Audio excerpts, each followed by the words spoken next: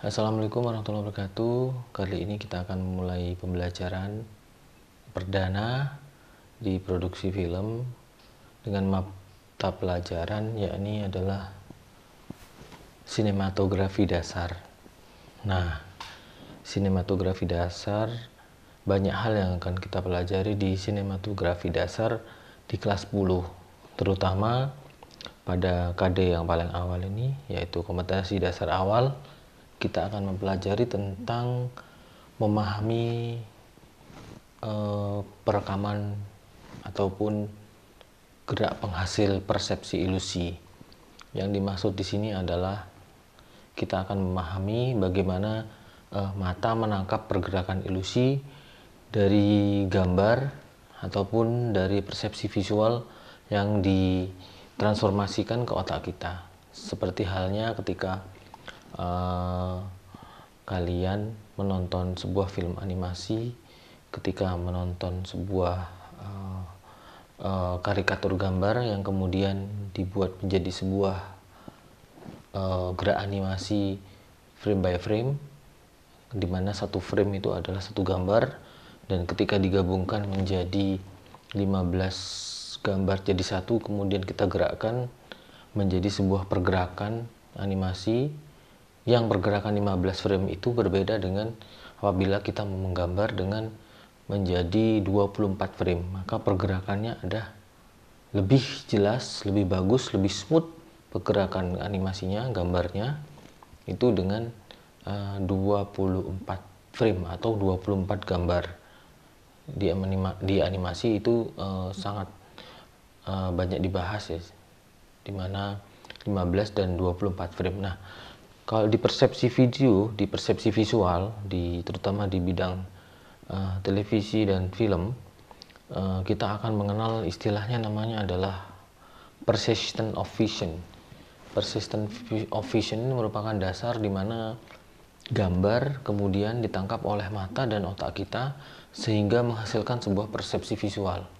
Nah, itulah karenanya kenapa kita bisa membuat animasi dengan 15-24 frame, karena kelemahan di mata dan di otak kita ada 0,2 detik yang bisa ditangkap oleh mata dan ditransformasikan ke otak itu adalah lebih lambat 0,2 detik, sehingga 10-15 frame itu bisa terlewatkan, sehingga seolah-olah ketika kita menggambar di sebuah buku, adik-adik sering kan, kalian sering kan membuat karikatur gambar, digambar frame by frame di pinggir buku, kemudian kita gerakkan. Itulah kenapa kemudian mata menangkap seolah-olah gambar itu bergerak. Nah, itulah yang disebut oleh persistent of vision. Kelemahan mata, kelemahan otak sepersekian detik untuk menangkap gambar secara berurutan sehingga menghasilkan gerak tadi, persepsi visual. Nah, di sini akan saya lihatkan sebuah contoh, yaitu persistent of vision yang paling mudah. Nah, di sini ada sebuah tulisan di mana tulisan di lembar pertama ini adalah tulisan WIR, dan di lembar kedua adalah MZDZWL. Nah, ini adalah dua frame yang berbeda, dua gambar yang berbeda, dan ketika nanti akan digerakkan, mata akan menangkapnya dua gambar tersebut menjadi sebuah gabungan tulisan, sehingga kita bisa melihat penggabungan keduanya. Nah, bisa dilihat kan? Bisa dilihat. Nah, tulisannya menjadi wizard, di mana lembar pertama adalah W dan lembar kedua adalah Z. Nah, inilah tadi yang disebut oleh persistent of vision. Gambar pertama dan gambar kedua bisa tergabung di dalam otak kita menjadi sebuah gambar yang menyatu. Nah, ini diakibatkan oleh persistent of vision. Keterlambatan otak menurut teorinya adalah 0,2 detik untuk menangkap gambar satu ke gambar selanjutnya, sehingga masih terreminding sekian detik menjadi sebuah penggabungan dari dua gambar yang berbeda menjadi satu. Tadi sudah dicontohkan. Kemudian, jadi apa sih sebenarnya pengertian dari persistent of vision itu? Jadi kita bisa jelaskan persistent of vision. Kita bisa lihat di sini. Nah, persistent of vision adalah keterlambatan otak melakukan proses pengolahan dua gambar yang tiba berurutan sangat cepat, kurang dari 0,2 detik. Inilah yang disebut persistent of vision. Jadi kelambatan ataupun kelebaman penglihatan kita. Jadi kelemahan dan keterlambatan dari mata kita menangkap gambar tersebut akhirnya bisa kita aplikasikan menjadi sebuah gerak animasi, kemudian bisa menggabungkan dua gambar dan frame yang berbeda tadi. Tuh. Di sini ada beberapa contoh yang bisa kita dapatkan bahwasanya persistent of vision itu bisa menyebabkan dua gambar yang tadi yang dibuat dalam dua frame tadi seolah-olah tergabung menjadi satu. Mungkin yang masih belum jelas bisa saya jelaskan lagi. Ini langsung ke contoh. Nah, di frame pertama mungkin bisa dilihat.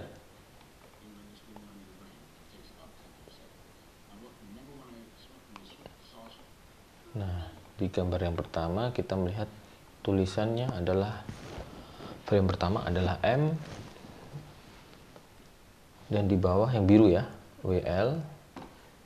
Kemudian yang kedua, frame yang kedua atau gambar yang kedua bisa kita lihat ini adalah L dan ketika digabungkan dia akan menjadi tulisan Wizard World bawahnya dari tulisan frame yang pertama MWL. Bisa dipahami? Mungkin nanti kita akan bisa pertemuan ketika pembelajaran daring sudah normal kembali, kita akan menjelaskan dengan berbagai teori-teori yang lain. Mungkin kita bisa menerapkannya dalam frame gambar. Contohnya kita bisa membuat gambar dengan 24 frame atau 15 frame, maka kita akan terlihat mana yang lebih smooth pergerakan gambar kartunnya, animasinya. Nah, ini juga ada contoh lagi. Bisa kita lihat di sini ada dua gambar bersepeda, dua gambar orang sepeda dan gambar pohon. Nah, ada 4 gambar malah. Ini digabungkan. Jadi seolah-olah menjadi sebuah gambar orang yang sedang berjalan, sedang mengayuh sepeda. Nah, ini sering kalian aplikasikan di buku. Kita gambar satu-satu, kita gerakkan. Nah, itulah yang disebut fenomena persistent of vision. Kemudian setelah kita memahami perekaman gerak penghasil persepsi ulisi di KD pertama, nanti kita akan memahami juga tentang jumlah frame rate, di mana di penyiaran TV dan film atau di produksi film ya, kita biasanya menggunakan aspek rasio ataupun frame, dan frame itu kita bisa menggunakan 50 frame, 24 frame, dan aspek rasio 16:9, dan aspek rasio standard definition yaitu 720 kali 576. Ini yang disebut dengan standard definition SD. Kalau HD yang kalian kenal di tulisan biasanya ada di TV itu, aspek rasionya adalah 16:9. Itu biasanya aspek rasionya adalah 1280 kali 720, bisa 1080 kali 720, atau 1080 kali 1280. Itu adalah aspek rasio dari high definition HD. Nah, kita mengenal tulisan di TV, biasanya di pojok kanan kiri ada tulisan dia 1080i, 1080. Kemudian kita mengenal di situ ada 4K, kemudian ada bahkan sekarang tuh sampai 8K ya. Itu adalah aspek rasio pixel. Jadi ketika aspek rasio 1080 ada di sini di tulisan di TV, maka dia aspek rasionya adalah 1080 kali 1280. Kemudian apabila di sini ada 720, tulisannya 720, itu berarti aspek rasionya adalah 720 kali 1080. Ada juga 1440. Nah, banyak sekali aspek rasio nanti yang bisa kita jelaskan, akan saya jelaskan di pertemuan selanjutnya.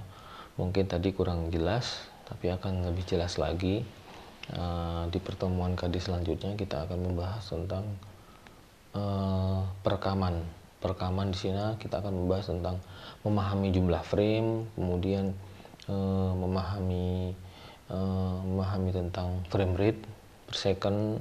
Frame rate-nya tadi 24 ataupun 50 frame. Kemudian kita akan juga mendemonstrasikan jumlah frame yang 15 dan jumlah frame yang menggunakan 24. Ini sangat berbeda sekali. Tadi sudah saya jelaskan di awal, apabila kita menggunakan 15 frame dan 24 frame, maka akan lebih pergerakannya adalah lebih smooth dari 24 frame. Dan kalau sekarang kita biasanya menggunakan kamera video dengan frame 50 frame per second untuk menghasilkan slow motion, maksud saya slow motion yang begitu halus, smooth sekali. Berbeda apabila kita menggunakan slow motion yang 24 frame. Nah, mungkin itu aja yang bisa kami sampaikan. Selamat belajar. Nanti kita akan berjumpa lagi di pertemuan kedua, di KD kedua, yaitu kita akan memahami dan mendemonstrasikan jumlah frame rate.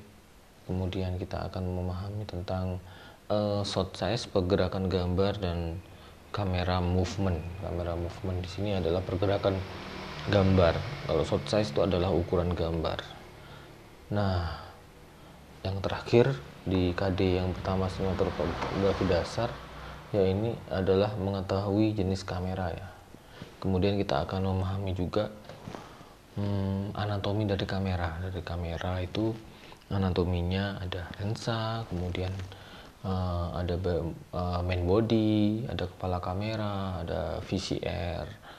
Nah, kemudian kita juga harus mengenal bagaimana kamera itu sejarahnya. Sebelum ditemukan sebuah microchip yang terdapat di kamera itu, kita mengenal adanya pick up tube dulu. Dulu kamera tidak sekecil ini, dulu kamera besar karena di dalamnya ada sebuah tabung pemisah gambar, yaitu yang dinamakan oleh pick up tube. Di sana ada 3 tabung RGB, red, green, blue, sehingga 3 tabung itu menghasilkan sebuah gambar. Seperti yang kita pelajari di SD, bagaimana sebuah prisma ketika ditembakkan cahaya putih, maka dia akan menghasilkan warna, banyak warna. Kalau di SD kita mengenal apa? Magico Hibiniu. Nah, di sana adalah berkas-berkas gambar yang banyak yang dihasilkan oleh satu cahaya putih. Nah, di prinsip kamera yang dengan pick up tube begitu, karena ada 3 warna dasar, yaitu adalah red, green, dan blue. Nah, di sana adalah warna primer yang kemudian dipecah-pecah lagi apabila red dicampur blue menghasilkan gambar warna sekunder. Nah, di sanalah warna RGB itu merupakan warna primer yang hasilkan warna gambar di kamera yang diproses oleh CCD yang disingkat oleh color couple device, charge couple device, bukan color, charge couple device. Nah, mungkin sekian dari kami. Terima kasih sudah menyaksikan pembelajaran sinematografi dasar. Sampai berjumpa di kompetensi dasar selanjutnya. Wassalamualaikum warahmatullahi wabarakatuh.